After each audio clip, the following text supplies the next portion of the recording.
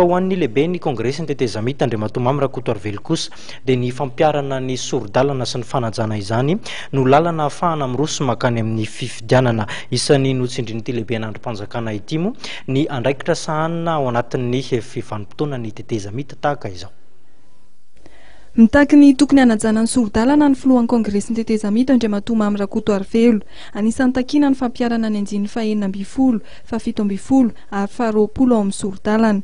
Tsisy fifidianana mandeha raha tsy mandeha ireo araka ny nambarany, ary nosoritany ihany koa fa ilaina ny fiarahana amin'ny vondrona iraisam-pirenena amin'ny fanatanterahana izay fifidianana izay.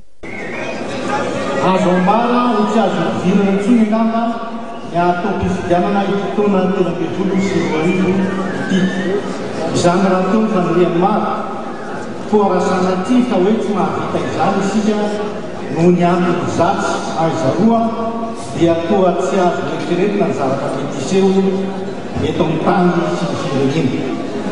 Adiditsika mpanao politika tsirairay avy izany no mametaka avo dia avo ny tombontsoa ambony ny firenena. Ary tsy etsony angamba ny fotoany fandresen-dahatra fa zava-dehibe tokoa ny fitondrana ny tany sy ny fanjakana izany fankatoavana iraisam-pirenena izany. Fifidianana vita tsara anefa no antoka izany. Nisadety nanao ny fanelanelanana ary nanaja izany hatrany ny fianakaviam-be iraisam-pirenena. Noho izany dia tokony hajaina ny fanapahan-kevitra vokany fa izay ny mitondra vahaolana hialana amin'izao krizy efa narehatra efa taona manjaka ny firenena izao. Tsy afaka ion'olo ny Madagasikara ka sanatria hanao ohatran'ny Korea Avaratra na firenena ray izay tsotononika fa tsy maintsy miaina ao anatin'ny fianakaviam-be iraisam-pirenena. Aleo ampirimany ny amin'ny toerana izay mety hitondra ny firenena hivavy mahakasika. Mitaky ihany koa ny fanajana ny zon'olombelona, fahalalahany haino aman-jery ny filohan'ny seteny.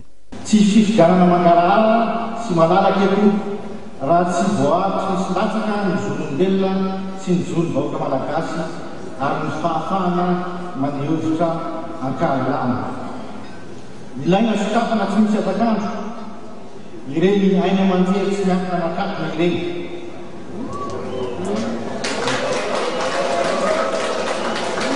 Taky fandraisana andraikitra feno koa anefa ny asa mpanao gazety sy izay rehetra miasa amin'ny sehatry ny serasera. Tokony hanao ny asany amin'ny fahendrena sy amin'ny fanendrena ao anatin'ny fanajana ny zosiny voninahitry ny sangadan'olona.